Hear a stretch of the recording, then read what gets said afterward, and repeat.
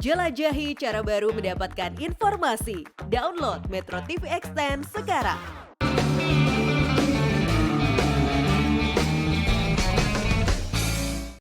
Belakangan ini ada isu menarik di masyarakat, yakni isu keberpihakan pemerintah atau masyarakat Indonesia sendiri terhadap produk-produk hasil karya anak bangsa. Ini berkaitan dengan maraknya barang-barang produk-produk yang masuk ke pasar Indonesia dengan harga yang sangat murah. Dan itu mengancam industri, terutama industri kreatif di negeri tercinta ini. Terutama kita tahu di media sosial saat ini banyak sekali teman-teman kita yang menjual barang-barang produk luar negeri, terutama dari China, yang ditawarkan dengan harga yang kadang tidak masuk akal, harganya dumping. Nah, bagaimana kalau hari ini saya mengangkat cerita tentang anak-anak muda yang menghasilkan produk-produk karya mereka yang bisa diklaim sebagai karya anak bangsa, yang dibalik ceritanya ada banyak drama, tapi di satu sisi juga membangkitkan semangat dan kebanggaan kita terhadap produk-produk Indonesia. Nah, di depan saya sudah ada Rauland Asfales. Panggilannya Fales. Betul. Ya, bukan Fales. Bukan. Fales, aku undang kamu kan ke sini karena dengar-dengar bikin satu produk sepatu yang kamu klaim sebagai sepatu ramah lingkungan. Oke. Sepatu apa ini sebenarnya? Iya. Oke, Bang. Jadi betul. Jadi aku 7 tahun lalu dengan teman-teman punya sebuah inisiatif gitu. Kami menamai brand kami namanya Pijak Bumi. Pijak Bumi. Iya. Oke. Jadi perjalanannya sebetulnya sangat personal gitu ya. Jadi memang sebelum mulai Pijak Bumi pernah punya brand sebelumnya sambil kuliah. Sambil kuliah coba belajar soal bikin sepatu, dan akhirnya pengalaman di sana ketemu pengrajin-pengrajin terutama di Bandung di daerah Cibaduyut, akhirnya ada sebuah pola yang akhirnya saya pahami. Apa itu? Polanya adalah bahwa para pengrajin-pengrajin ini mereka bisa membuat sepatu yang sangat bagus, Bang. Nggak cuma dipakai oleh orang-orang Indonesia, orang-orang penting juga, tapi juga bisa diekspor. Tapi ternyata mereka, workshop yang mereka tempatin, itu bau lemnya sangat tajam, waste-nya juga cukup banyak, dan perlakuan-perlakuan lain yang akhirnya harusnya bisa dibuat lebih baik, lebih bersih. Jadi intinya mereka tidak peduli pada lingkungan, begitu ya? Ada bau lem, terus kalau sampah tadi kamu bilang sampah apa ini? Ya, sampah itu ada dari sampah dari rumah tangganya mereka, sampah dari potongan-potongan hasil produksian yang akhirnya bertumpuk jadi satu di sudut ruangan. Karena mereka tinggal makan, tidur di situ ya? Betul, ya. Dan itu akhirnya jadi trigger awal mau bikin sebuah perubahan kecil apa di workshop yang kecil ini, dan disitulah awal Pijak Bumi lahir. Jadi ini pengalaman masa mahasiswa yang memicu kamu untuk melakukan satu kegiatan usaha yang berkaitan dengan sepatu tadi. Betul. Jadi pertama sudah usaha sepatu, Iya. Bang Andi 5 tahun dan bangkrut. Akhirnya ini usaha kedua di sepatu. Oh, usaha pertamanya apa itu? Sepatu juga dengan merek yang lain. Oh, apa bedanya sepatu yang dulu dengan sepatu yang sekarang? Oke, sepatu yang dulu memang dibuatnya dengan material-material yang umum, yang terjual di market. Oke. Dan saat itu benar-benar nggak tahu, karena memang adanya seperti itu. Tapi gara-gara memang di industri sepatu yang akhirnya kenal dengan material, kenal dengan pengrajinnya, ternyata tidak seindah itu industri sepatu atau industri fashion mungkin secara umumnya. Jadi akhirnya dari pengalaman-pengalaman yang dilalui, dari riset-riset yang saya baca juga, akhirnya ketemu bahwa ya salah satu industri yang cukup punya dampak buruk terhadap lingkungan itu sepatu. Dan dengan sepatu yang kita pakai sehari-hari harusnya bisa memberikan dampak yang lebih baik. Baik, jadi sepatumu yang gagal dulu kenapa gagal? Karena masih belajar juga, Bang Andi, jadi memang banyak hal yang memang akhirnya tidak berjalan sesuai dengan rencana. Jadi itu part dari belajar sih. Belajar. Intinya kamu bikin sepatu yang kita kenal selama inilah ya? Betul. Oke, tapi tidak mampu bersaing dengan yang sudah ada. Ya. Oke, tadinya kamu optimistis bahwa wah ini hasil karya. Tapi yang mendesain waktu itu kamu juga? Awal-awal ya. Oke, tapi nggak laku di pasaran. Nggak laku di pasaran. Oke, tapi nggak kapok ini ya. Iya. Kemudian setelah selesai kuliah, mulai terpikirkan untuk membuat usaha sepatu lagi. Iya. Tapi kali ini berbeda. Kali ini berbeda. nanti jelaskan ya dari mana ide pembeda ini. Oke. Tapi sebelumnya kita simak dulu tayangan berikut ini. Sepatu asal Bandung, Pijak Bumi baru saja memamerkan karyanya di pameran internasional di Milano, Italia pada September 2022 lalu. Pada pameran bergengsi itu, Pijak Bumi memamerkan sepatu mereka yang terbuat dari material-material ramah lingkungan. Pijak Bumi itu kita mulai dari 2016 lalu, di mana kita adalah brand sepatu dan kita punya value-value seperti good design, terus kita juga pakai ethical materials dan juga kita mengusung fairly priced. Jadi memang kita berupaya untuk mengimplementasikan pola konsumsi dan produksi yang bertanggung jawab. Jadi akhirnya dalam proses pembuatannya itu kita olah, kita pakai material-material yang ramah lingkungan, di mana baik dari petaninya, baik dari sosial dan lingkungannya juga punya andil yang bagus dan tidak berdampak buruk bagi lingkungan. Yang membuat sepatu Pijak Bumi berbeda, salah satunya adalah material-material yang kita pakai sangat Indonesia, dan ini material-material ini bisa dibilang hanya tumbuh di negara tropis seperti Indonesia. Itu adalah serat-serat alam, salah satunya adalah sabut kelapa. Nomor 2 adalah eceng gondok, di mana mungkin ini disebut sebagai hama, tapi kita pakai, kita olah seratnya menjadi sebuah sepatu. Jadi kayak material-material yang kita anggap remeh gitu ya, ternyata punya value lebih.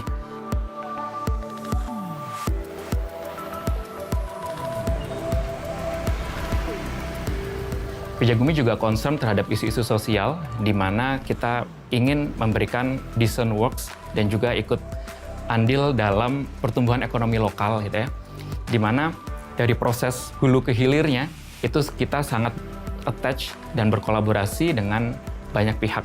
Mulai dari petani, terus researcher, akademisi, manufacturing juga skalanya dari home industry, hingga para pengrajin-pengrajin. Untuk proses desain, kami banyak belajar bagaimana cara membuat sepatu yang bagus, dan ini jadi sebuah advantage buat Pijak Bumi bahwa mereka sudah punya skill yang mumpuni, dan kita punya visi untuk bagaimana sepatu dan skill para pengrajin ini bisa long term, bisa panjang, nggak cuma untuk menjual sepatu gitu, tapi ada value yang pengen kita tawarin, terutama untuk lingkungan. Dan hasil-hasil sepatu Pijak Bumi dengan bangga adalah karya-karya kami bersama-sama para pengrajin dan para penggiat environment di Indonesia.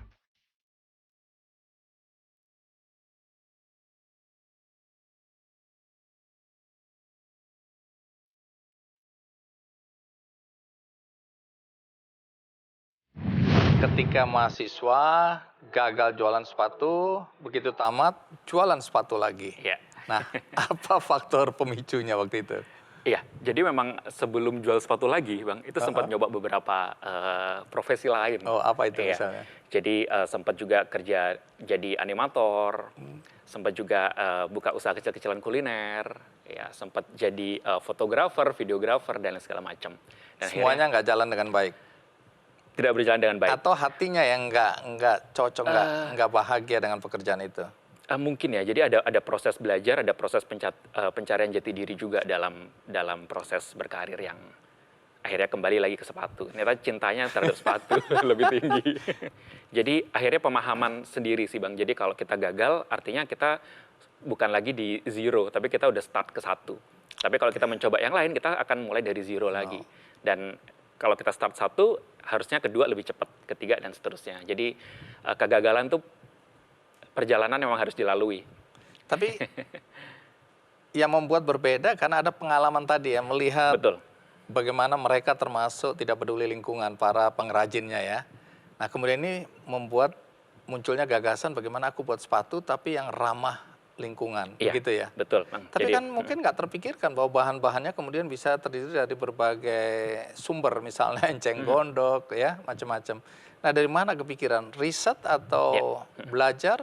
ya, betul. Jadi memang dalam proses kreasinya, Bang, kita nggak cuma, kita tidak sendirian, tapi kita banyak bertemu dengan para rekan-rekan kita yang memang punya misi yang sama, value yang sama. Jadi akhirnya ada community-nya yang akhirnya kita ketemu dengan orang A akhirnya kita dikenalkan dengan orang B dan seterusnya, dan akhirnya kita yang punya visi yang sama ini akhirnya bisa jadi kawin untuk bikin sesuatu bareng-bareng gitu. Kayak satu contohnya kita ada satu material yang dari batok kelapa. Batok kelapa. Batok kelapa. Jadi ini kita ketemu Bisa jadi sepatu. bisa jadi sepatu, kain lebih tepatnya, Bang Andi. Oh, jadi kain dulu. Jadi kain dulu. Jadi kita ketemu dengan bapak-bapak gitu ya, di mana dia cerita dekat rumah dia itu ada tempat pembuangan batok kelapa. Ya, tiap hari bukanya makin sedikit, makin menumpuk. Ya, akhirnya dia punya inisiatif untuk dibuat jadi produk-produk interior. Ya, setelah ketemu dengan kami kayak, Pak, yuk kita riset untuk jadi produk kain. Dan dari kain kita akan jadiin sepatu.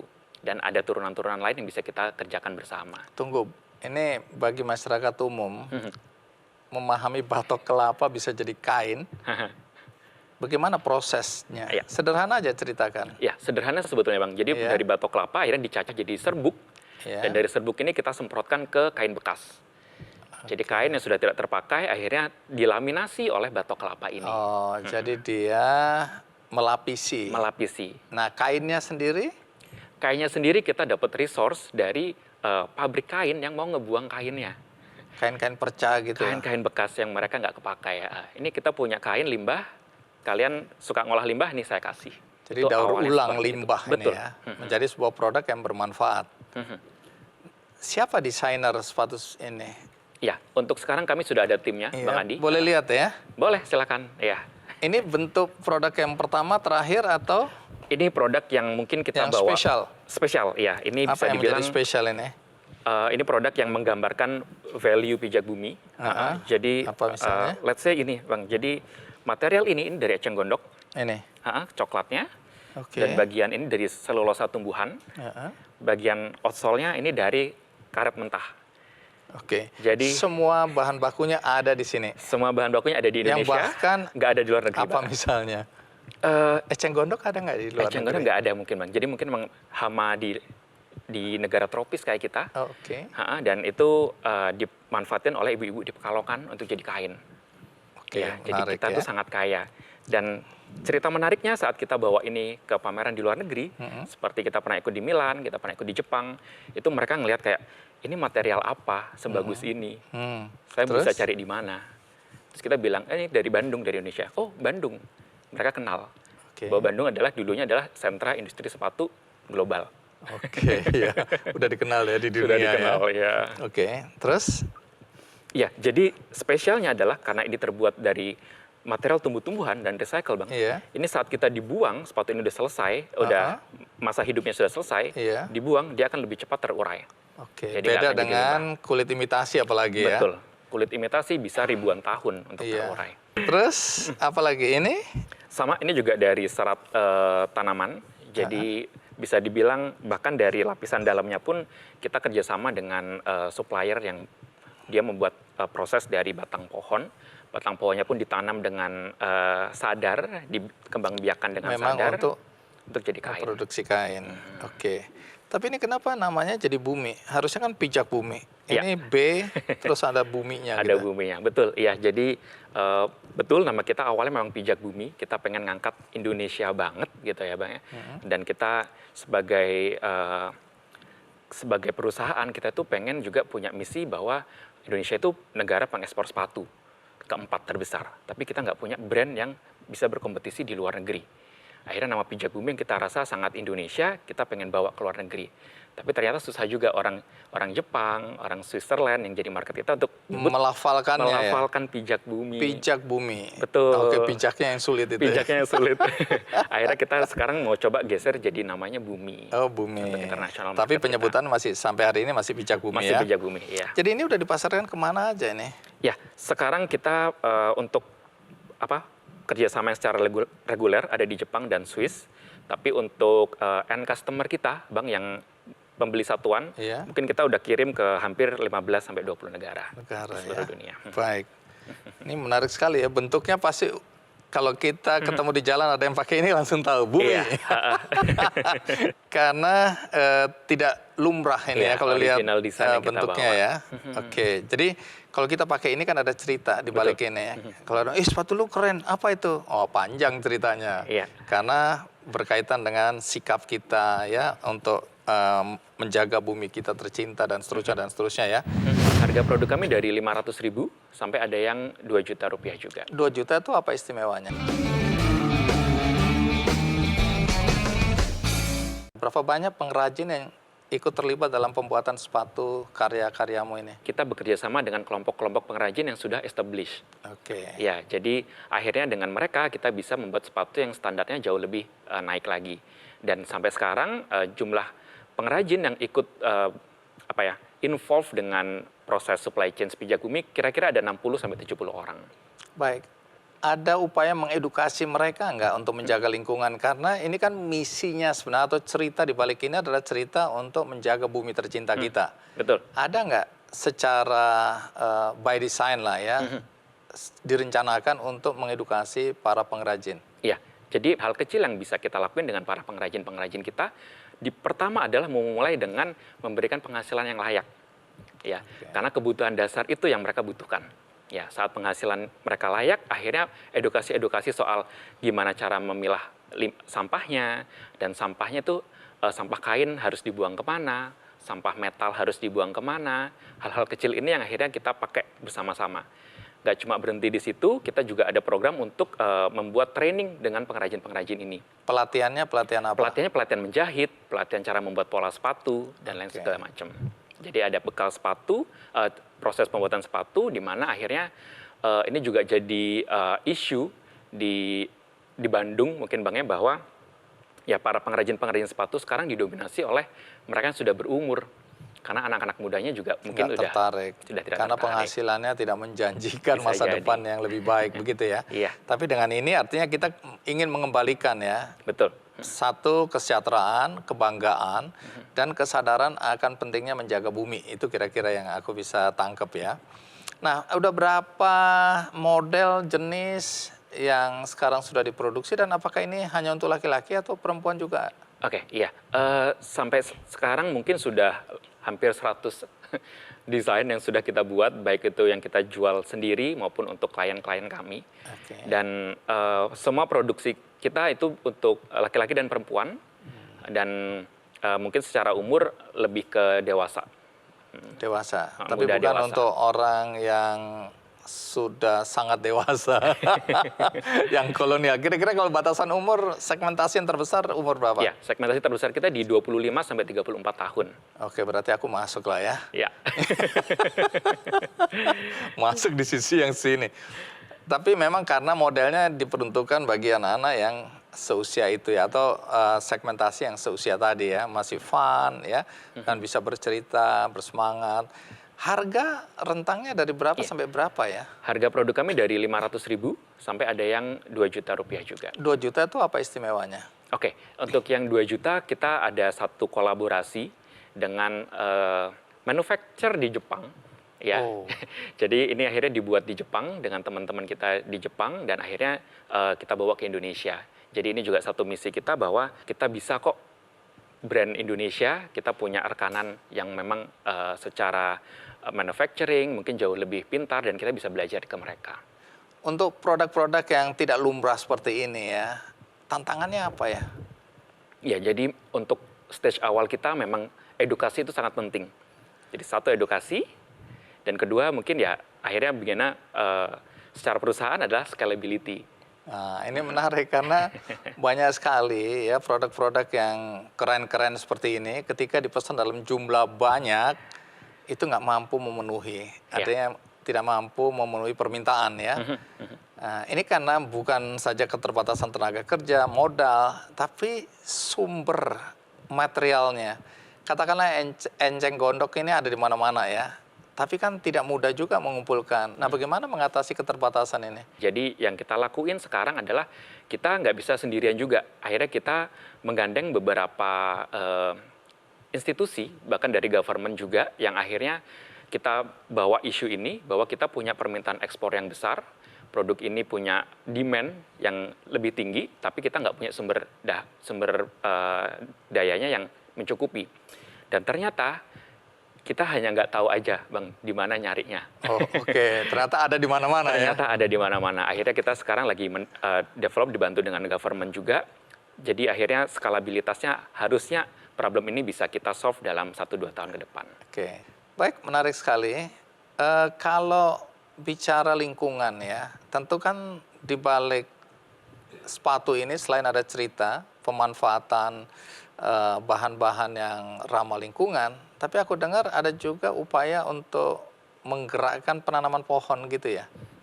Itu di luar perusahaan atau itu menjadi bagian dari misi bersama perusahaan untuk menjaga bumi tercinta ini? Ya, jadi itu lebih ke cara kita membayar pajak kita, pajak karbon kita.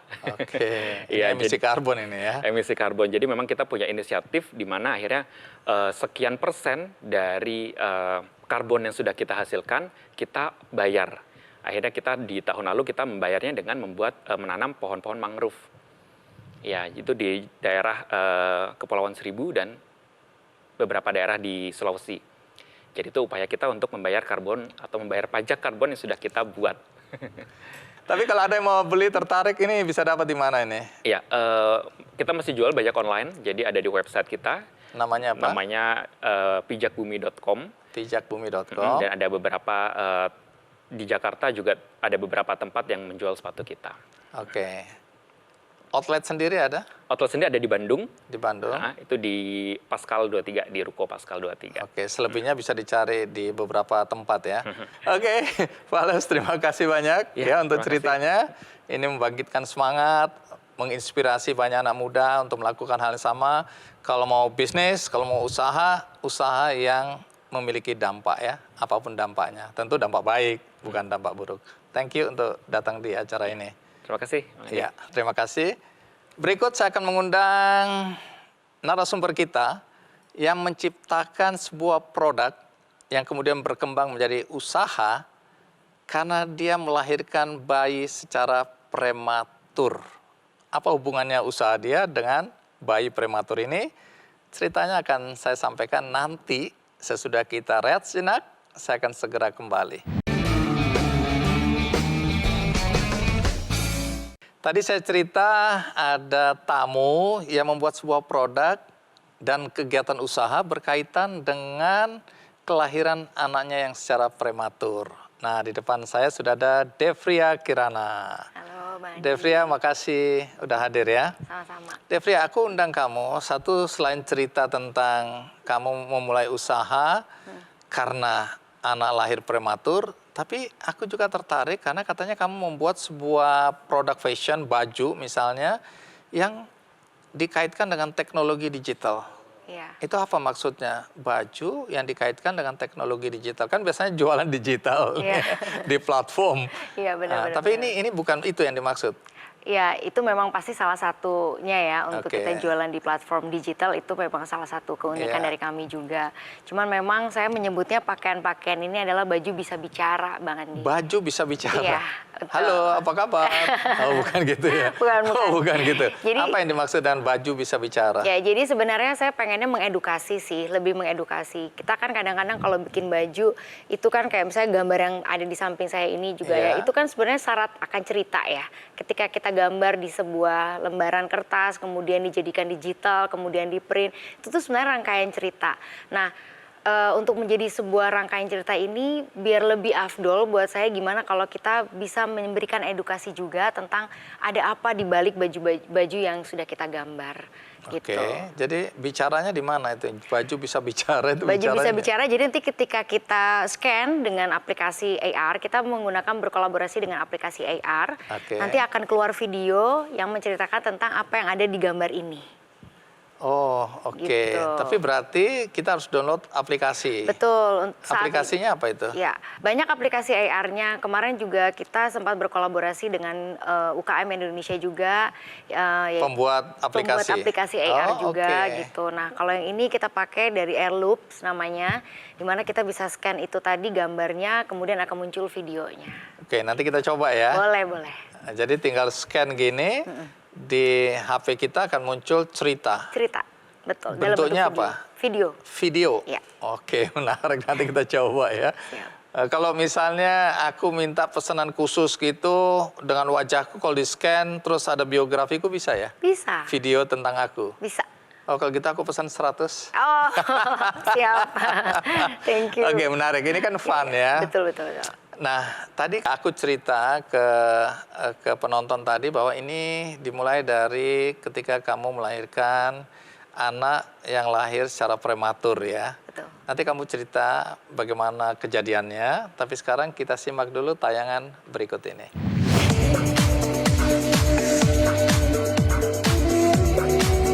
Haluan Bali merupakan bisnis clothing yang menggunakan digital printing dengan corak Nusantara, di mana gambar-gambar unik yang menjadi desain dasarnya dilukis dengan tangan sehingga tidak sama dengan produk pesaing.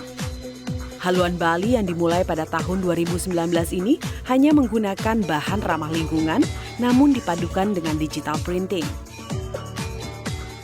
Haluan itu adalah fashion creative design di mana kita nggak hanya bikin pakaian aja, pakaian jadi aja, tapi juga ada cerita yang kita pengen deliver ke semua warga Halu.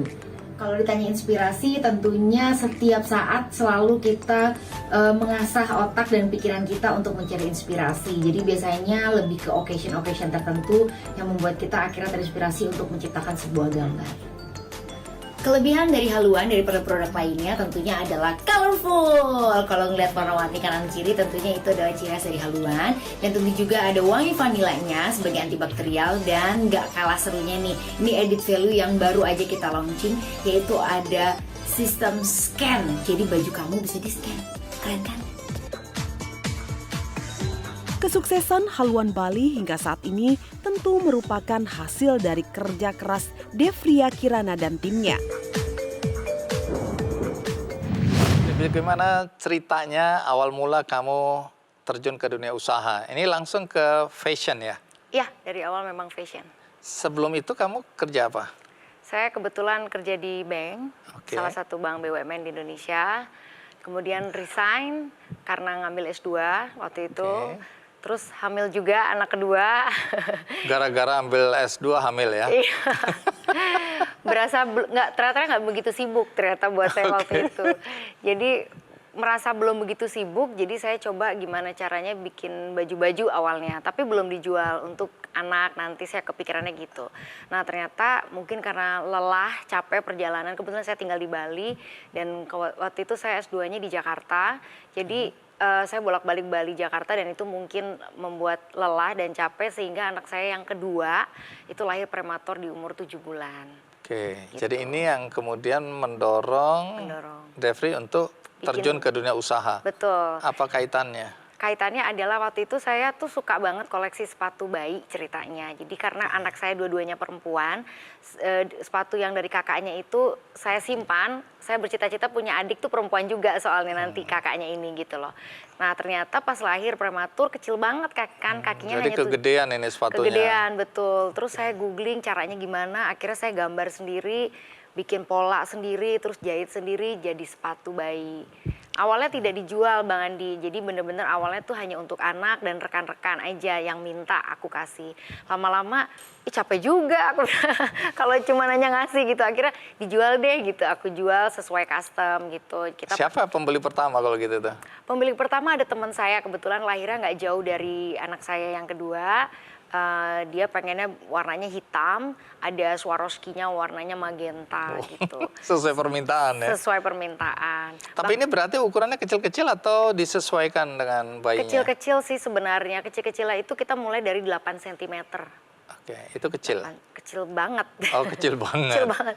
Dan ini untuk mencari tenaga kerja yang mau bikin sepatu bayi itu sulitnya luar biasa sih Bang Andi. Nah, kamu sendiri bisa bikin, ada bakat dari mana itu? Nggak ada, belajar bener-bener otodidak aja sih, belajar dari website, saya akhirnya coba ngejahit sendiri, sampai akhirnya kita punya 3 karyawan ibu-ibu rumah tangga sekitar untuk membantu kami membuat sepatu bayi tersebut. Diberdayakan ya? Iya, betul. Baik, ini mereknya apa tadi? Kalau yang sepatu bayi ini dengan satu set itu mereknya NB Baby. NB Baby. NB Baby. Betul. Oke, NB Cukup Baby susah, ya. iya, betul. Tapi ini mulai kemudian ini jadi sebuah usaha ya. Betul. Dari main-main untuk anak sendiri, kemudian banyak permintaan, terus pikir wah ini rugi kalau pagi-pagi terus.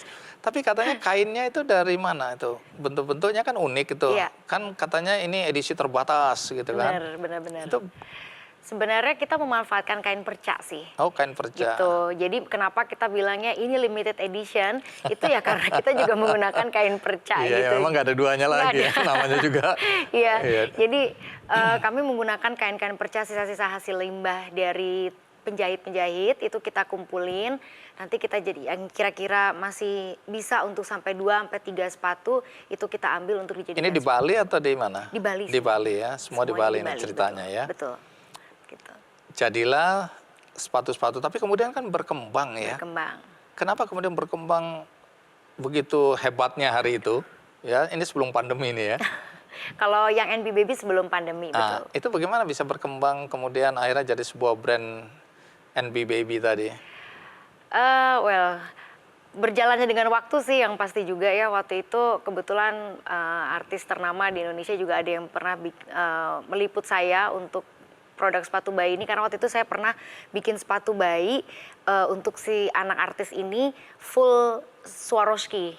Oh. Jadi bling-bling gitu loh semuanya. Nah itu kan tentunya yang minat adalah orang-orang kalangan mereka gitu ya. Iya, Dan jadi ini dia mengendorse termasuk ya. saat itu sih belum ada endorse Oh. ya.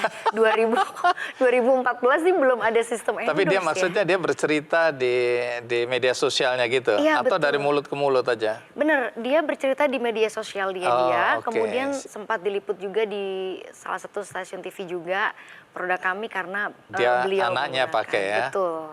Oke, habis itu kemudian melejit. Kemudian melejit dan Berkembang menjadi produk-produk apa lagi? betul, alhamdulillah melejit banget, alhamdulillah banget. Oh itu ya? Ya, sepatu bayi yang kecil ini. Terus? Nah, sampai tahun 2017 kebetulan kami hanya menjual lewat platform media sosial Instagram. Hanya itu yang Hanya kami itu. jual, di tempat itu kami jualannya. Dan 2017 alhamdulillah dihack Instagramnya. Oh, Gitu. apa yang Jadi, terjadi kemudian? 37.000 lebih, bahkan kayak kalau nggak salah 38.000 follower yang notabene 80% adalah customer kami. Tujuan untuk menghack itu apa? Saya nggak paham sih. Biasanya minta tebusan atau gitu-gitu Betul, ya? minta tebusan. Jadi kacau Alhamdulillah. dong bisnis hari itu? Alhamdulillah sih, ya. Kacau. Maunya bilangnya alhamdulillah aja. Lalu bagaimana ceritanya kemudian beralih ke fashion untuk orang dewasa? Ya, jadi di tahun 2019 itu masa transisi kami untuk mengembalikan lagi itu, saya akhirnya belajar banyak di dunia bisnis. Saya coba ikut masuk ke organisasi-organisasi, saya mau mencoba membuka diri lewat consignment, kemudian juga menjadi bagian dari UMKM di binaan pemerintah ataupun swasta. Itu masa-masa saya untuk membuka lebar dan belajar bisnis. Nah, kemudian di tahun 2019 saya membuatlah sebuah brand namanya Haluan. Kenapa namanya Haluan Bali ya? Atau Iya, betul. Sekarang Haluan namanya Bali? Haluan Bali, betul. Jadi namanya Haluan itu adalah karena saya berpindah haluan ceritanya. Oh. Dari produk bayi menjadi produk besar dan berawal dari kehalusinasian saya untuk membuat sesuatu karya gitu. Halu. Iya, betul. Terus? Ternyata yang halu yang bisa kerja loh Bang Andi. Iya. Gitu. Dan sampai akhirnya 2019 kami produksi ini dan pandemi justru malah membawa berkah juga buat kami sampai kita punya komunitas yang kita sebut dengan warga halu. Warga Halu. Iya, gitu. Kenapa pandemi justru membawa berkah itu apa ceritanya? Ya karena melalui jaket-jaket ini 2020 ya, berarti waktu pandemi bulan April 2020 itu saya mulai membuat jaket yang awalnya itu hanya berbahan parasut awalnya. Kemudian saya desain di mana si hoodie-nya itu saya tempelkan jepit kancing yang udah ada langsung dengan maskernya. Oh, pada saat pandemi dibutuhkan sekali itu ya. Sangat dibutuhkan banget. Modis banget kesannya Banget, kan, banget. hoodie tapi bisa langsung dipasang Betul. masker. Betul, dan itu saya udah lakukan dari bulan Oke. April justru di awal. Scan bagian mananya? Di bagian Dirgahayu Indonesia. Dirgahayu Indonesia. Yes. Seneng juga ya main-main gini ya. Nah, Devri, kembali lagi ya. Kalau dari corak ini ada berapa banyak corak yang sudah dibuat atau apa istilah desain? Kalau dari desain mungkin sekitar ada 100 sih ada. Seratusan ya. Iya. Dan ini kalau saya jalan-jalan kemana-mana, kemungkinan kembarnya berapa banding berapa? Wah, sedikit sih. Sedikit Karena ya? biasanya kami bikin itu berdasarkan occasion tertentu juga gitu. Oh, oke, Jadi kalau kayak 17 Agustus. begitu. Oh, ini Dirgahayu Indonesia. Iya, betul. Terus Bung Karno tadi dalam rangka Dalam rangka Hari Pahlawan. Hari Pahlawan. Yang lain-lain itu menceritakan keindonesiaan kayaknya ya. Semuanya tentang Indonesia, hanya kami ilustrasikan di pop art. Oh, Gitu. oke. Boleh lihat dari dekat ya? Boleh dong. Oke, sambil nanti Devri cerita. Tunggu saya ambil dulu yang gambar-gambar yang ada di sini, Devri. Ini unik-unik ini. Supaya penonton bisa melihat keunikan dari baju karyamu ini. Kalau ini apa ini? Eventnya atau? Masih tema Agustus. Oh, Agustus. Iya. Oh iya, ada benderanya, Betul. ada Betul. egrang. Iya, ada egrang. Ada egrang betul. macam-macam ya. Iya. Jadi kamu menggambarkan cerita itu di dalam baju-baju karyamu ini ya. Betul sekali. Ini yang pahlawan-pahlawan ini ya. Ya, 11 pahlawan rupiah.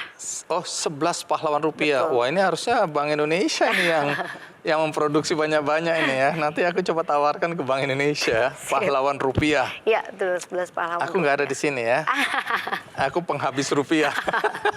Berarti harusnya ada ya. Harusnya ada juga ya. Bener-bener. Oke, terus ini ada jaket ini bentuknya. Betul, Terus yang tadi Bisa di-scan itu. ya? Iya, betul. Boleh coba nggak? Boleh dong. Coba mana pinjam HP yang sudah ada aplikasinya ini ya. Oke, jadi ini sudah ada aplikasinya nih ya. Ya. Kita coba boleh ya? Boleh. Oke, coba di-scan. Scan bagian mananya? Di bagian Dirgahayu Indonesia. Dirgahayu Indonesia. Ada Sudah ada jauhan di scan-nya. Yes. Seneng juga ya main-main gini ya. Jadi ini bisa dipesan apa aja ya? Bisa. Misalnya Gambar tadi biografi, keluarganya. gambar Betul, keluargaku, betul. terus menceritakan tentang dari mana asal nenek moyangku, Bisa. yang orang pelaut itu. Bener, bisa. Oh iya, lucu sekali. Jadi kita bisa masukkan video apa aja, bisa scan dengan menggunakan aplikasi ini. Betul. Terus yang sana juga bisa? Bisa, sebagian ada yang bisa, sebagian ada yang belum karena baru aja diproduksi karena kita membuat dari awal. Jadi video pun saat ini masih kita yang bikin. Oke. Coba kita coba lagi satu Boleh. kali ya. Ada Iya, yang, ini menarik ini ya. yang penari ini. Boleh. Ini kita mau scan apa? Yang penari ini. Oh, penari. Iya. Coba kita lihat set. Yes. Penari Indonesia. Iya, ini 7 penari di Indonesia. Oh, 7 penari di Indonesia. Keren ya. Bisa interaksi ya. Betul, betul Jadi, banget. Baju bisa bicara. Baju bisa bicara, bener banget. Oke, terima kasih nih teman-teman. Ya, tadi menarik ya, kita udah coba. Nah, tapi siapa yang merancang ini atau mendesain ini? Gambar-gambar ini? Ya, kebetulan saya juga salah satu artisannya. Jadi saya juga ikut menggambar, tapi kami juga ada kalau ada gambar-gambar yang buat saya complicated kayak gambar wajah, itu kan cukup sulit ya. Kami punya tim untuk menggambarnya. Oke, jadi ada tim yang memang mendesain ini ya? Betul, ada anak mahasiswa yang kita ikut berdayakan. Jadi saya berusaha untuk mengajak banyak elemen sih di dalam bisnis ini gitu. Biar kolaborasinya semakin besar, saya yakin bisnisnya bisa berkembang semakin besar. Jadi bidangnya bisa macam-macam ya, olahraga bisa, ya seni, Betul. budaya, Iya. cerita kepahlawanan, cerita kebangsaan, atau nilai-nilai yang kita mau berbagi. Wah, Ya. ini menarik ini. Benar. Cuma memang nggak boleh malas untuk mendownload aplikasi aplikasinya. AR. Iya, benar sekali. Oke. Gitu. Nah, ini sudah dipasarkan kemana aja? Kita sih kalau di lokal sendiri sih seluruh Indonesia kami sudah. Kebetulan memang kan dari awal memang buy online ya. Jadi memang seluruh Indonesia dari ujung Aceh sampai ke Papua kami sudah. Kalau ke luar negeri kita belum dalam jumlah mass production, tapi sudah beberapa negara, sudah sekitar 7 negara sudah kita Oke, jambangi. ada yang beli dari sana ya? Iya, betul. Atau kita kirim ke sana atau dibawa oleh teman-teman kita ke sana? Semuanya sudah dilakukan. Semuanya sudah dilakukan. Iya. Nah, rentang harga dari berapa ke berapa ini ya? Macam-macam sih, tergantung dari jenis model dan juga dari bahan. Kebetulan Bang Andi, kami juga konsisten dengan bahan-bahan yang ramah lingkungan. Jadi kenapa kami disebut juga sebagai Sustainable Fashion Digital? Karena kami berusaha untuk mencari bahan-bahan yang ramah lingkungan. Jadi kayak kalau kemeja-kemeja yang tadi Bang Andi pegang itu tadi itu berbahan viskos organik. Artinya? Artinya dia bahan yang sudah ramah lingkungan, proses printingnya juga menggunakan mesin yang ramah lingkungan. Jadi insya Allah limbah yang dihasilkan keluar itu tidak akan merusak lingkungan. Gitu. Oke. Dari waktu ke waktu nanti akan selalu diredusir gitu ya? Betul, bahkan bisa didaur ulang. Daur ulang. Betul. Baik, menarik sekali. Dan kalau ada orang yang tertarik untuk membeli, nah itu bagaimana caranya? Karena memang kita semuanya buy online, ya tentu hanya di dunia online kita ada di semua platform ya. Di website juga kita ada di haluanbali.com, di media sosial Instagram juga ada. Kalau ke Bali juga ada, kita di Jimbaran. Kebetulan tempat production kita juga, jadi bisa silahkan langsung datang ke Jimbaran. Atau kalau di Jakarta juga ada beberapa tempat. Outlet ya. Outlet. Nah kalau kita punya ide gambar juga dimungkinkan ya? Dimungkinkan. Jadi kita datang, aku punya gambar ini bisa nggak diaplikasikan ke baju-baju karya dari Haluan Bali? Bisa Betul, juga. Betul, banyak sekarang karena kebetulan Haluan Bali juga binaan UKM-nya lumayan banyak. Jadi kayak kemarin ada pesanan. Pesanan dengan gambar-gambar yang khusus kita udah buatin. Oh, oke, gitu. menarik. Itu harus dalam jumlah banyak atau 1-2 aja boleh? Boleh, 1-2 juga boleh. boleh. Namanya artisan ya? Iya, boleh. Tapi jadi budgetnya jadi bengkak aja. Gitu. Lebih mahal aja. Iya, gitu betul. Ya, tapi kan ada orang-orang yang senang karena nggak ada orang lain yang punya baju seperti dia. Misalnya, apalagi kalau ceritanya tentang dia juga kan menarik, unik lah. Betul. Nah, ada satu hal penting untuk aku tanyakan, yaitu kebangkitan. Ini kan NB Baby ini kan sempat turun karena pandemi, ya, karena dihack, macam-macam lah persoalan. Tapi bagaimana Devria bisa bangkit untuk aku nggak putus asa, akhirnya lahir produk-produk yang kita kenal sekarang dengan Haluan Bali, dan bagaimana dengan NB Baby ini? Apakah akan dikembangkan lagi atau ya sudah, itu adalah sebuah proses perjalanan sejarah Haluan Bali? Jadi cara bangkitnya saya berpikir baik selalu. Saya berusaha untuk bersyukur dan terus berinovasi. Buat saya sebagai UMKM seperti saya ini, kreativitas itu harga mati. Jadi harus kreatif, harus selalu berinovasi, nggak pernah kasih kendor semangatnya, harus selalu menciptakan hal-hal yang baru. Nggak apa-apa kalau ada pengikut, buat saya tidak masalah, karena jangan khawatir, ekor tidak akan pernah selalu ada di depan, kan? Ekor selalu di belakang. Jadi ya kita ya selalu berinovasi aja. Justru kita harus bersyukur dengan orang-orang pengikut kita. Karena itu dengan yang mendorong kita untuk terus berinovasi. Betul sekali, karena dengan adanya mereka justru kami semakin semangat untuk berinovasi dan berkreasi. Itu tadi kreativitas harga mati itu tadi. Sekaligus membuktikan bahwa apa yang kita lakukan itu benar jalannya karena ada yang niru. Iya, berarti kita benar ya, on track. Benar, ya. Nah, sekarang ini soal NBaby ini akan jadi sejarah atau akan dikembangkan lagi? Sejarah pasti akan selalu menjadi sejarah, karena dengan adanya NB Baby ini perjalanan hidup saya dimulai sebenarnya. Kedewasaan saya, belajar bisnisnya saya itu memang dimulai dari NB Baby. Saat ini kita masih selalu ingin mengembangkan, cuman memang kesulitannya adalah pengrajinnya yang saat ini sedang masih kami proses untuk kami mencari kembali gitu, karena memang untuk membuat sepatu bayi dengan ukuran sangat kecil itu sulitnya, membutuhkan keahlian dan kesabaran khusus. Bener banget. Tapi niat itu selalu ada ya? Selalu ada. Oke, makasih Devria Kirana. Semoga apa yang kamu rencanakan sukses. Amin. Dan satu hari kalau kita ketemu, wajahku sudah ada di bajumu. Beres, tenang. Ini obsesi. Benar. Ya, orang yang kalau kurang terkenal tuh pengen begitu.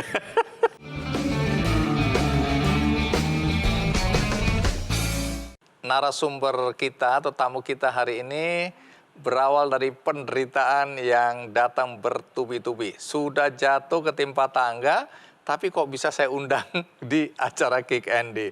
Pasti ada cerita yang menarik di balik kisah sukses tamu kita hari ini, yaitu Gary Tanoyo Harjo. Gary, terima kasih sudah datang. Saya yang terima kasih Bang Andi sudah diundang ke sini. Dari logatmu ini kamu dari mana? Dari Surabaya. Yo, sketo ini. Pancen arek Surabaya yang ini ngomongnya, Rek. Iya, Surabaya. Oke. Gary, Aku ingin memulai dengan penderitaanmu dulu, karena aku selalu bahagia kalau lihat ada orang menderita. Oke. Jadi kalian ada 4 anak muda, ini berteman ya? Pada awalnya ya, semuanya berteman. Awalnya Berteman. dari teman semua. Satu sekolah atau pertemanan di luar sekolah? 3, satu sekolah SMA, satunya bukan. Jadi kita ketemu besar, jadi kenalnya waktu dewasa. Ini masih SMA ini ya? SMA. Sudah Yang punya bertiga ini mimpi, teman SMA. Tapi waktu rencana membangun usaha itu sudah pada tingkat berteman. Udah lulus. Bang. lulus kuliah. Udah lulus kuliah, ya. Nah, yang aku mau ceritakan, katanya kalian baru memulai usaha, tahu-tahu tempat usahanya terbakar. Iya. Pertama, tentu kita ingin tahu usaha apa ini. Jadi saya dari brand Revolt Industry. Revolt Industry Revolt itu, Industry. Ya, Revolt Industry, brand leather goods dari Surabaya. Oke. Kita bikin aneka macam dompet, tas, sabuk, dan berbagai macam jenis produk-produk kulit lainnya juga. Oke. Nah, kalau bicara masalah kebakaran itu satu dari sepenggal kisah yang saya punya, memang yang paling cukup epic ya. Karena saya mulai usaha ini 2013, lulus kuliah lah saya langsung start. 2014 tanggal 24 Desember malam Natal itu. Iya. Saya ingat pulang gereja, ditelepon sama partner saya Stephen ya, jam 10:30. Ger, jangan kaget ya. Loh kenapa? Workshop kebakaran katanya. Loh, kebakaran gimana? Saya kira kebakaran Biasa-biasa depan-depan aja. biasa gitu kan. Ternyata Waktu saya sampai sana udah mulai gemeteran kaki kan. Soalnya PMK-nya udah banyak banget gitu. Terus saya lari, lihat, wah udah habis, biru, bener-bener udah total habis semua. jadi tempat usahamu lenyap. Lenyap, habis. Ini kan baru mulai usaha ya. Waktu itu kalian berempat modalnya berapa? 7 kali 4, 28 juta. 28 juta. Iya, kita urunan 7 kali 4, 28 juta. Tempat usaha ini Sewa, sewa. Ini katanya garasi ya? garasi rumah, garasi rumah orang. Jadi ini garasi dan rumahnya terbakar ya? Iya, habis. Habis. Modal kalian yang ada di situ hilang, lenyap. Hilang lenyap. Jadi mesin, Terbakar semua. barang-barang kulitnya yang kita belajar, kita bikin semuanya sendiri itu benar-benar habis di malam itu juga. 24 Desember.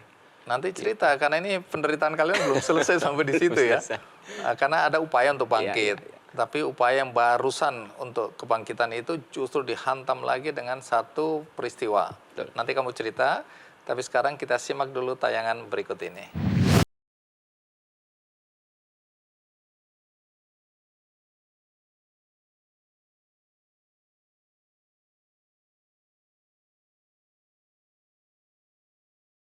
Berdiri pada tahun 2014, Revolt Industry, sebuah usaha kecil dan menengah yang bergerak di bidang kerajinan kulit yang memproduksi aksesoris handmade seperti dompet, tas, sarung tangan, gelang, gantungan kunci yang berbahan dasar kulit sapi.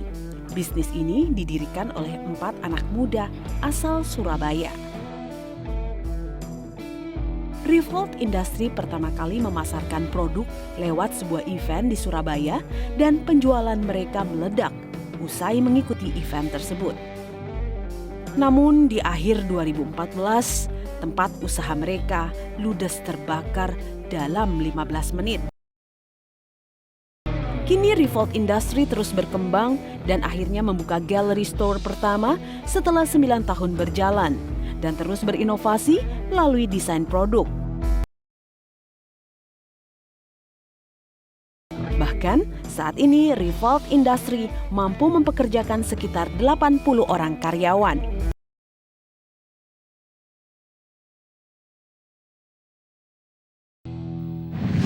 Gary, jadi awalnya ini sebenarnya bukan dompet macam-macam itu ya. Mimpi kalian itu bikin sepatu ya. Awalnya pertama kali namanya Revolt Boots Bang Andi. Pertama Sepatu kali. apa ini yang kalian impikan waktu itu? Jadi bikinnya sepatu boots. Kita obsesinya memang pengen bikin produk kulit, local brand, karena kita juga adiksi sama boots ya. Ini salah satu boots yang saya pakai udah hampir 10 tahun yang lalu. Salah satu... Ini, Revolt. Bukan Revolt. Jadi saya jatuh kamu memang cinta. penggemar. Betul. Jadi mimpi kalian adalah membuat sepatu boots Betul. karya kalian sendiri, Betul. hasil produk dalam Betul. negeri. Oke, tapi Jalan 1,5 tahunan gitu, progresnya nggak kunjung muncul karena cari pengrajinnya sulit. Kita harus keluar kota untuk cari pengrajinnya dan nggak ada progres. Akhirnya coba kita ganti daripada Revolt Boots, kita ganti jadi Revolt Industri ya, supaya lebih universal. Jadi suatu hari kita masih bisa jual boots. Tapi kita mulai dari barang-barang kecil dulu aja deh, carry goods kayak dompet apa gitu, kita start dari sana dulu Bang. Gitu. Baik, jadi boots ini untuk sementara dianggap gagal waktu itu ya? Sementara ini gagal, Iya, betul. tapi mimpi ini nggak mati ya? Enggak, sampai sekarang belum mati itu. Ini hanya proses saja menuju ke Prosesnya, sana. betul. Nah, setelah kebakaran, kayak tadi kita lihat gambarnya, aku ketawa bukan berarti anu ya. Malang gitu ya guys. Bukan. Ini saking kasihannya aku ketawa. Tapi itu kan masa lalu ya, pembelajaran. Nah, setelah itu kalian berusaha bangkit kembali.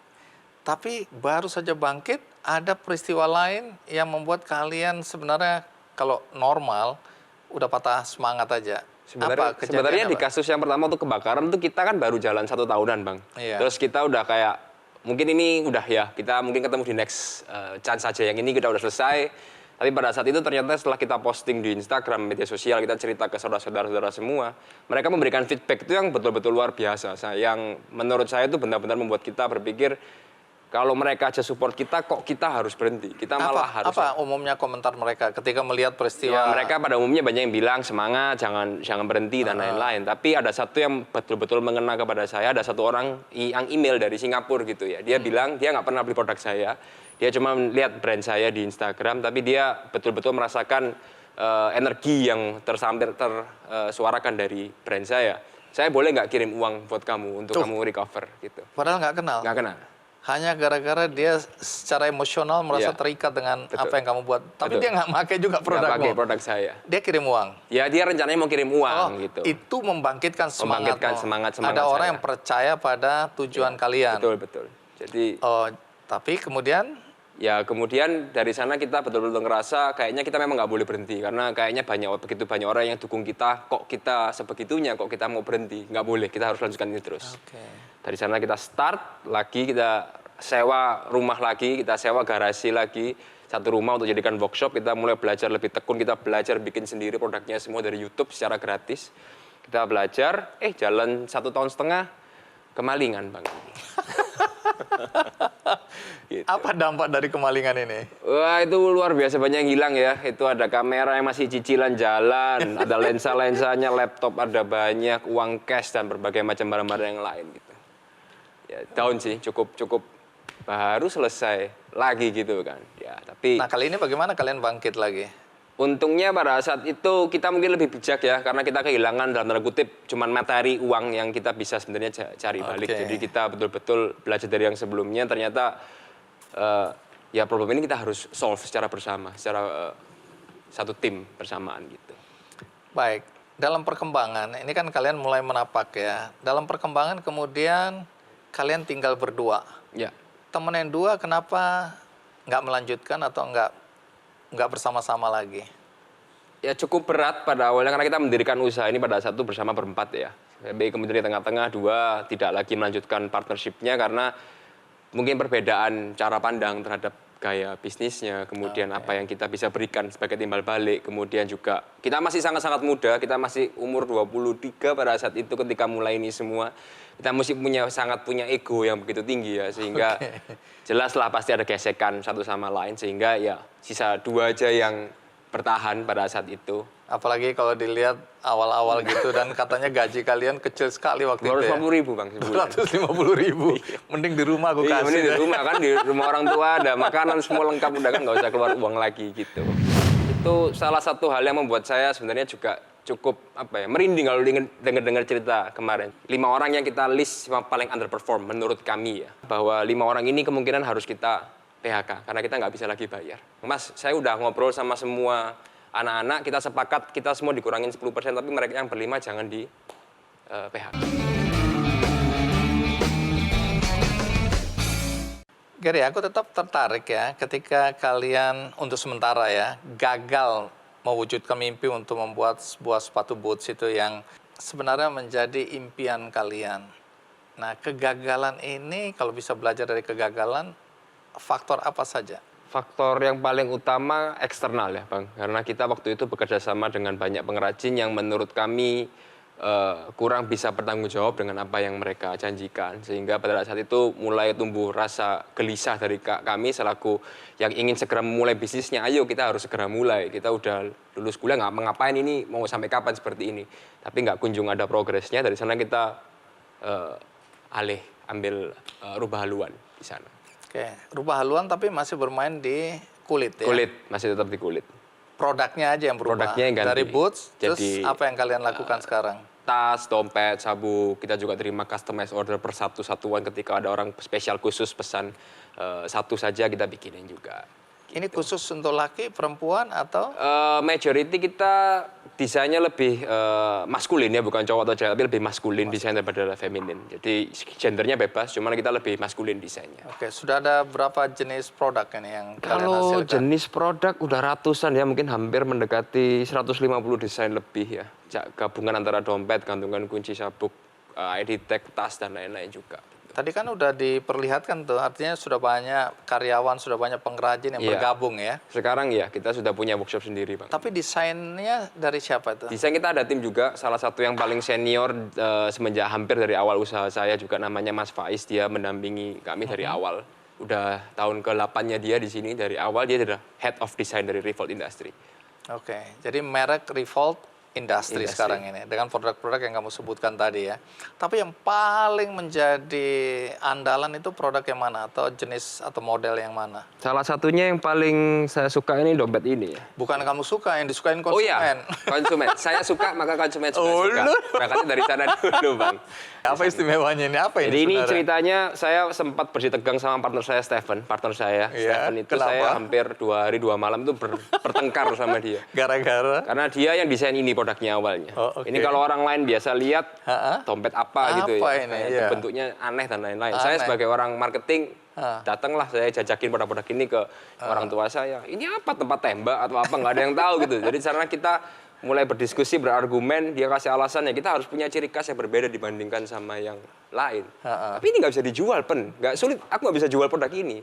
Kamu kasih aku kepercayaan, aku coba bikin desain, aku bikin prototipenya, kamu coba jual, bisa apa tidak. Dari sanalah justru karakter pertama kali Revolt Industry dibentuk di sana.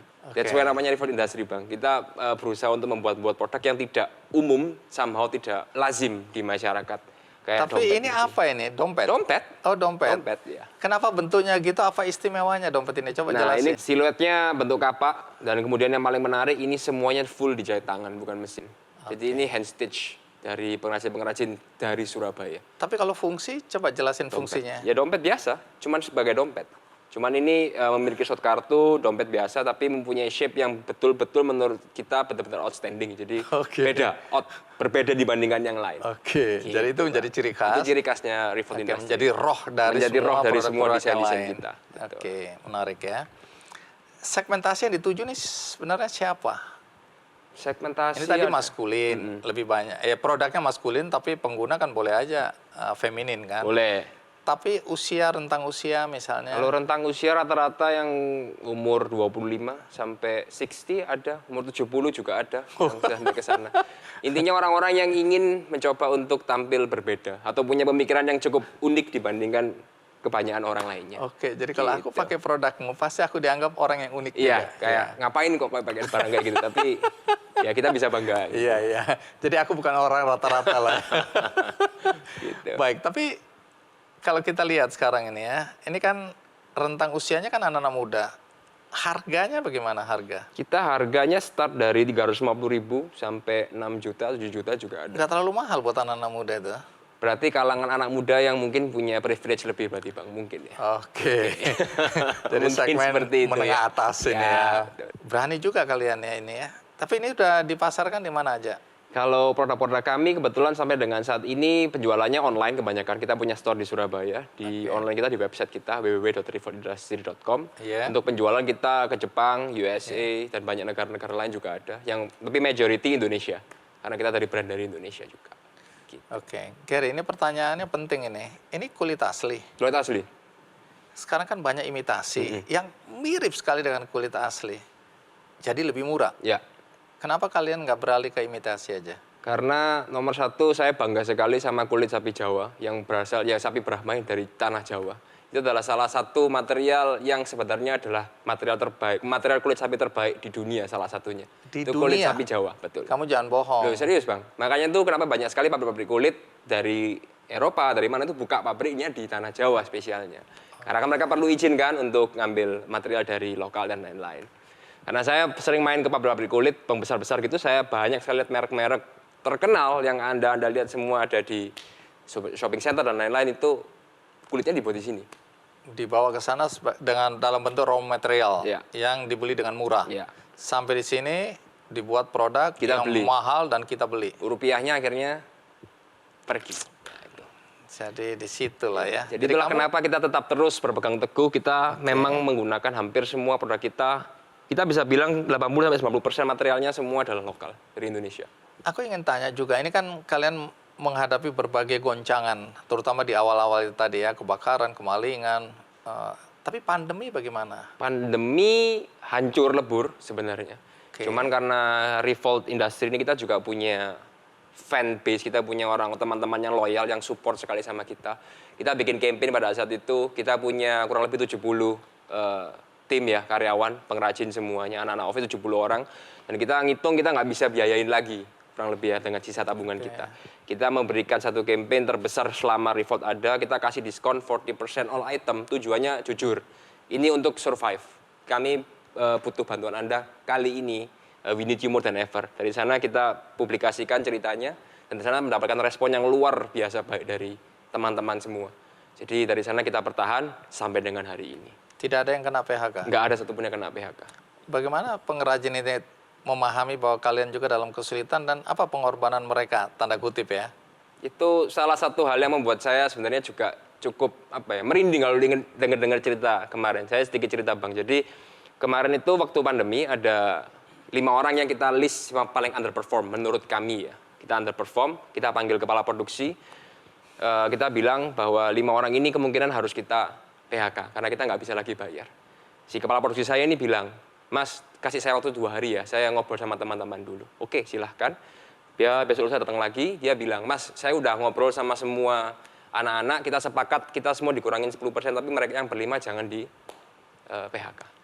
Dari sana saya betul-betul merasa bahwa semua yang saya cita-citakan, semua hal-hal yang saya dambakan dari Revolt Industry, kultur yang saya bentuk itu betul-betul bisa tertranslate dengan baik sekali kepada mereka. Bahkan semua tim-tim produksi saya itu berangkat dari tidak bisa apa-apa. Nggak ada satupun yang bisa menjahit atau bikin produk. Tapi sampai dengan saat ini mereka jadi kepala-kepala yang sudah bisa jadi pegangan dari Revolt Industry. Gitu. Baik, menarik ya. Karena banyak cerita juga ketika kecil kita akrab, kita rukun, kita membutuhkan seorang. Tapi begitu tumbuh dan berkembang, ada orang-orang yang tersingkir. Tapi ini enggak ya, kemampuan mereka terus ditingkatkan mengikuti perkembangan dari perusahaan ya. Baik, jadi apa yang menjadi mimpi yang ingin kamu wujudkan ke depan? Pasti bikin sepatu boots. Iya, pasti. Suatu hari saya berjanji, nanti kita kalau ketemu lagi Bang, saya bawa sepatu boots nanti ya. Oke. Saya pengennya Revolt Industry bisa jadi brand internasional ya. Kita bisa menyuarakan hal-hal tadi, bagaimana menjadi berbeda itu tidak masalah, bagaimana kita bisa banggakan kulit sapi Jawa tadi, dan dengan segala bentuk kehebatan yang dimiliki oleh negara kita di taraf internasional. Tapi aku lihat tuh sudah ada sepatu boots di situ. Ya, ini waktu itu kita sempat kolaborasi saja dengan salah satu brand Bandung juga. Boleh lihat? Ya, boleh silakan. Jadi kalian tidak menutup diri juga untuk kolaborasi enggak. ya? Jadi kita malah harus berkolaborasi. Ego sektoral, enggak. Pokoknya ini punyaku. Enggak. Ini bentuk. Oh, ini kolaborasi dengan siapa ini? Ini Exodus, brand dari Bandung. Oh, udah pernah juga. Nah, kalau nggak salah pernah aja juga di Iya. Candy. Oke, Ini kita keren. kolaborasi bikin anak-anak desain. muda berkolaborasi ya. Dan ini dompet-dompet dan Betul. produk. Nah, cuma dari tadi aku terganggu sama ini nih. Ini apa yang terjadi nih? Coba Ini siapa? Kayak cukup familiar ya bacanya. Aku sekarang kan berkaca ini. Jadi ya ini kami buatkan khusus untuk Bang Andi. Kita kolaborasi sama ilustrator dari Surabaya juga, namanya Tommy. Dia yang spesial gambarin ini untuk Bang Andi. Digambar pakai apa ini? Pakai Cepat sekali. hand drawing. Jadi digambar pakai tangan, pakai tinta khusus untuk kulit. Tapi tahan lama. Tahan. Kalau di barat benar-benar sampai di Oh barat. jangan, enggak. Maksudnya kena hujan, kena Aman. panas, Kalau aman itu ya. aman. Ini fungsinya apa ini? Clutch bag. Oh oke. Ini desainnya siapa yang mendesain? Ada tim saya namanya Mas Faiz itu. Oke.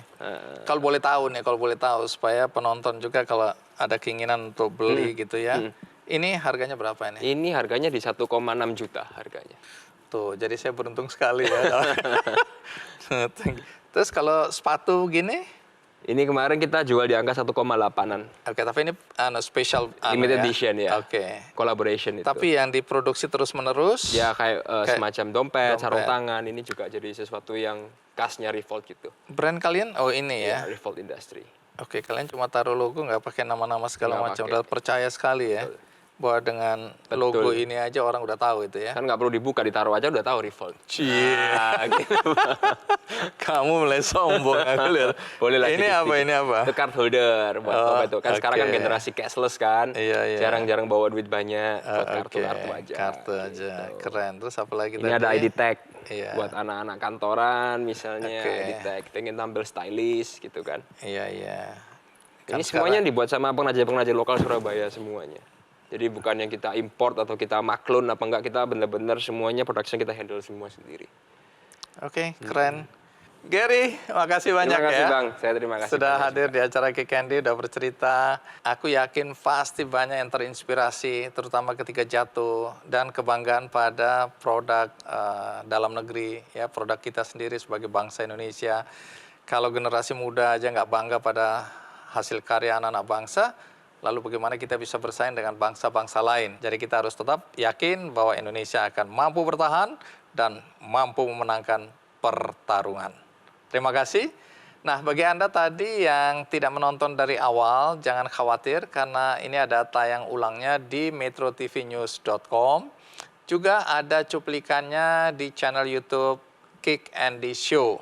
Bagi Anda yang ingin berbuat baik tapi tidak tahu perbuatan baik apa yang hendak Anda lakukan, kepada siapa perbuatan baik itu, Anda bisa berbuat baik bagi para pengrajin yang tergabung di Yayasan Pusat Pengembangan Bisnis dan Keterampilan atau Pusbik yang bekerja sama dengan dosen seni rupa ITB yang melakukan pemberdayaan pengrajin bambu di Desa Sukamulya, Bandung Barat. Anda bisa mendukung para pengrajin bambu itu untuk meningkatkan kemampuan mereka dengan menggunakan teknologi tepat guna dan tentu saja untuk meningkatkan kesejahteraan mereka. Caranya mudah, Anda bisa berdonasi melalui benihbaik.com agar mereka mendapatkan dana, mendapatkan modal untuk mengembangkan kegiatan dan usaha mereka.